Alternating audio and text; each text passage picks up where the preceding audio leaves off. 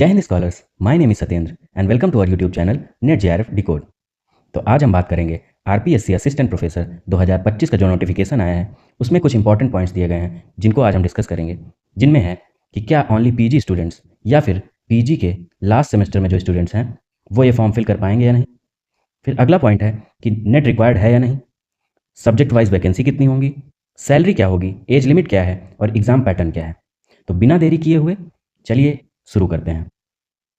तो सबसे पहले बात करेंगे कि पीजी में स्टूडेंट्स हैं वो ये फॉर्म फिल कर पाएंगे या नहीं।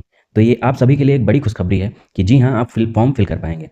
देखिए, आप यहाँ देखेंगे शैक्षणिक अर्हता एवं संबंधी प्रावधान। तो इसमें लिखा है कि उक्त पदों की अपेक्षित शैक्षिक अर्हता के अंतिम वर्ष की परीक्षा में सम्मिलित हो चुका है या सम्मिलित हो रहा है। जैसे कि आप अंतिम वर्ष में हैं या अंतिम सेमेस्टर में हैं तो आप इस फॉर्म को फिल कर सकते हैं। देखिए, आवेदन करने के लिए पात्र होगा, किंतु उसे आयोग द्वारा साक्षात्कार से पूर्व शैक्षणिक अर्हता अर्जित करने का सबूत देना होगा। मान लीजिए कि जब इंटरव्यू होगा आपका, जब इंटरव्यू डेट होगी तो उसके पहले दिन इंटरव्यू होगा उस डेट तक, जो फर्स्ट डे होगा उस डेट तक आपको अपना पीजी कंप्लीट करना होगा और डिग्री दिखानी होगी। तो इसलिए आप सभी लोग, जो लोग पीजी कर रहे हैं, वो भी इस फॉर्म को फिल कर पाएंगे। अब दूसरा क्वेश्चन है कि नेट रिक्वायर्ड है कि नहीं। नेट रिक्वायर्ड है कि नहीं। देखिए, एक मिनिमम एलिजिबिलिटी जो है वो नेट तो है, जिसका नेट है, लेकिन जिसका सेट भी निकला है, जो स्टेट एलिजिबिलिटी टेस्ट है, जैसे जो कंसर्न स्टेट होना चाहिए, जैसे राजस्थान का फॉर्म है तो यहाँ राजस्थान का सेट आपका निकला होना चाहिए, राजस्थान का सेट या स्लेट निकला होना चाहिए, तब भी आप ये फॉर्म फिल कर पाएंगे। ठीक है, लेकिन मान लीजिए अभी आपका ये नेट या स्लेट कुछ भी नहीं निकला है और आप जून का एग्ज़ाम देना चाहते हैं, जून 2025 का, तब आप ये फॉर्म तब भी फिल कर पाएंगे। तो ये भी एक खुशखबरी है, क्योंकि उसको भी आपको इंटरव्यू के फर्स्ट डे तक कंप्लीट कर लेना है। मान लीजिए अभी आप फॉर्म फिल करने की डेट जो आई है वो 12 जनवरी से स्टार्ट हुई है, ठीक, 12 जनवरी 2025 से। ये एग्ज़ाम मान लीजिए होता है जाकर सितंबर या अक्टूबर में, ठीक।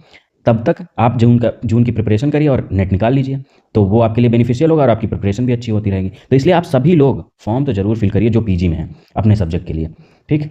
अब देखिए, दूसरी बात यहाँ पर ये दी गई है कि आपकी सैलरी, क्योंकि जो भी आप प्रिपरेशन करेंगे सैलरी तो आपको जानना ही चाहिए। तो इसमें देखिए, इसका जो लेवल 10 है 15,600 से लेके 39,100 रुपये तक, और जो ग्रेड पे लेवल है वो 6,000, ठीक। और अगर सैलरी की बात करें तो ऑलमोस्ट इतनी आएगी, 67,300 से स्टार्टिंग होगी और 1,95,000 तक ये जा सकती है, ठीक। इसके बाद हम बात करेंगे एज लिमिट क्या है। तो यहाँ पे आप देख सकते हैं कि 1 जुलाई 2025 को आपकी न्यूनतम आयु जो है वो 21 वर्ष होनी चाहिए और अधिकतम आयु 40 वर्ष से कम होनी चाहिए, ठीक। तो इस तरीके से आपने देखा, क्या क्या देखा कि आप पीजी में होंगे तब फॉर्म फिल कर पाएंगे या नहीं। तो जी हाँ, आप फॉर्म फिल कर पाएंगे। अगर आपका अभी नेट हुआ है तब आप फॉर्म फिल कर पाएंगे, जी हाँ, आप फॉर्म, या नहीं हुआ है तब भी आप फॉर्म फिल कर पाएंगे, ठीक। एज लिमिट आपको पता चल गई। हाँ, एज रिलैक्सेशन जो है वो आप आगे देखेंगे कि हर कैटेगरी या जैसे मेल या फीमेल के लिए क्या क्या जो छूट दी गई है वो आप देख सकते हैं इसमें। अब इसके बाद बात करें कि जो कितनी वैकेंसी हैं किस सब्जेक्ट में, तो वो भी आप देख लीजिए। तो देखिए, चित्रकला में अगर आर्ट की बात करें तो उसमें 8 वैकेंसीज़ हैं, अर्थशास्त्र या इकोनॉमिक्स की बात करें तो 23 वैकेंसीज़ हैं, इंग्लिश की बात करें तो 21 वैकेंसीज़ हैं, जीपीईएम की बात करें तो 1 वैकेंसी है, अगर भूगोल या ज्योग्राफी की बात करें तो फिर 60 वैकेंसीज़ हैं, जो कि सबसे ज़्यादा हैं यहाँ पर आप देखेंगे, ठीक है।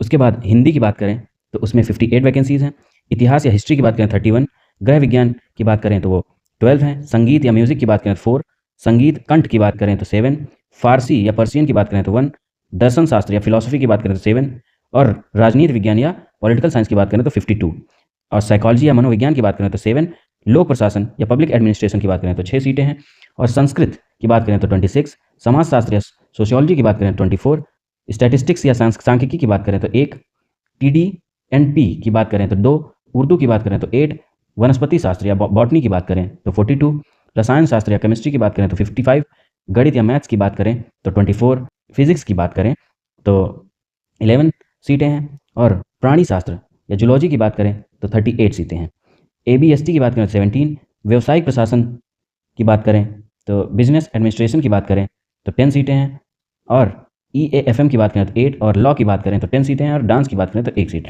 तो टोटल जो सीट्स हैं वो 575 सीट्स हैं, जो कि 30 सब्जेक्ट्स में आई हुई हैं, ठीक है। अब अगली जो इंपॉर्टेंट बात है कि एग्ज़ाम पैटर्न क्या होगा। एग्ज़ाम पैटर्न कैसा होगा? तो यहाँ पर आप देख सकते हैं कि यहाँ पर 3 पेपर होंगे। पहले तो 2 स्टेजेज़ में होगा, एक तो रिटन एग्ज़ाम होगा, दूसरा इंटरव्यू होगा। तो जो रिटन एग्ज़ाम होगा उसमें 3 पेपर होंगे, ठीक है?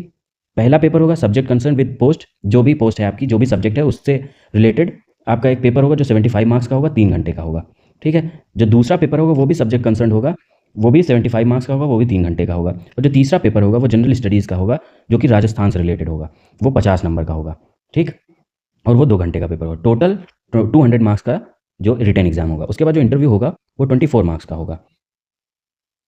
और to the extent of 3 times of total number of vacancies category wise the candidates who obtained such minimum qualifying marks in written examination as be fixed by the commission shall be summoned for interview। इसका मतलब ये है कि जो भी vacancy होंगी total number of vacancies category wise उसका 3 times, मान लीजिए 10 वैकेंसी हैं तो उसके 3 टाइम्स या 30 जो कैंडिडेट्स हैं वो बुलाए जाएंगे इंटरव्यू के लिए, ठीक है? अब एक इंपॉर्टेंट पॉइंट ये है कि एग्ज़ाम को कैसे अटेम्प्ट करना है। अगर ये गलती आप करेंगे तो आप डिस्क्वालीफाई भी हो सकते हैं, तो इसको आपको ध्यान से सुनना पड़ेगा, ठीक है? तो इसमें क्या है कि आपको 5 ऑप्शंस दिए जाएंगे, जैसे 1 2 3 4 5।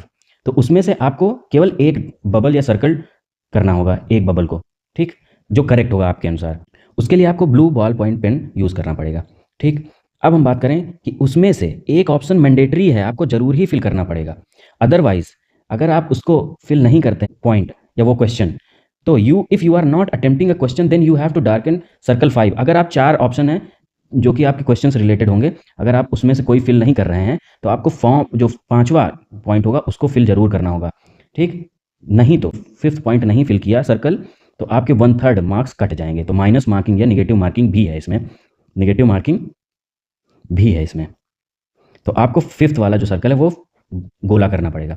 After solving question paper candidate must ascertain that he or she darken one of the circles or bubbles for each of the questions. Extra time of the 10 minutes beyond schedule time is provided for this. आपको इसके लिए 10 minute extra दिए जाएंगे कि आपने वो bubble कोई ना कोई फिल किया है या नहीं उस 5 में से। और लास्ट पॉइंट ये है कि अगर आपने a candidate who has not darkened any of the 5 circle is more than 10% question shall be disqualified. अगर आपने 10% से ज़्यादा क्वेश्चंस ऐसे हैं जिनमें जो 5th या कोई भी गोला फिल नहीं किया है या बबल फिल नहीं किया है तो आप डिस्क्वालीफाई हो जाएंगे एग्जाम से। तो इसलिए आपको कोई ना कोई गोला, किसी ना किसी गोले को सर्कल करना पड़ेगा, बबल को सर्कल करना पड़ेगा। तो ये पॉइंट बहुत इंपॉर्टेंट है, इसको ध्यान में रखकर आपको ये फॉर्म या ये एग्ज़ाम देना होगा। अब हम बात करें, एक इंपॉर्टेंट पॉइंट ये है कि अदर स्टेट्स वाले इस फॉर्म को फिल कर पाएंगे या नहीं। तो जी हाँ, अदर स्टेट्स वाले भी इस फॉर्म को फिल कर पाएंगे, लेकिन वो जनरल कैटेगरी में काउंट किए जाएंगे। अगर हम इसकी एप्लीकेशन फॉर्म की फ़ी की बात करें तो वो है जनरल कैटेगरी के लिए एप्लीकेशन फ़ी जो है जनरल और अदर स्टेट्स के लिए, जनरल कैटेगरी और अदर स्टेट्स के लिए, जो अदर स्टेट कैंडिडेट्स हैं उनके लिए है 600 रुपीज़, और जो OBC एंड बैकवर्ड क्लासेस हैं उनके लिए है 400, एंड SC ST के लिए भी 400 रुपीज़ है। तो आप सभी लोग ये फॉर्म ज़रूर फिल करें। और हाँ, फॉर्म कैसे फिल करना है इससे रिलेटेड मैं अगला वीडियो लाऊंगा, तो आप लोग वो वीडियो ज़रूर देखिएगा और सभी लोगों को शेयर करिएगा। अगर ये वीडियो आपको अच्छा लगा है और अगर आप इस एग्ज़ाम की प्रिपरेशन ज्योग्राफी सब्जेक्ट के लिए करना चाहते हैं तो मैं जल्द ही उसके लिए प्रीवियस ईयर क्वेश्चन की एक सीरीज़ लाऊंगा, तो आप उसको ज़रूर ज्वाइन करिएगा। और आप सभी लोग इस वीडियो को ज़्यादा से ज़्यादा लोगों तक शेयर करिए। Thank you so much. जय हिंद।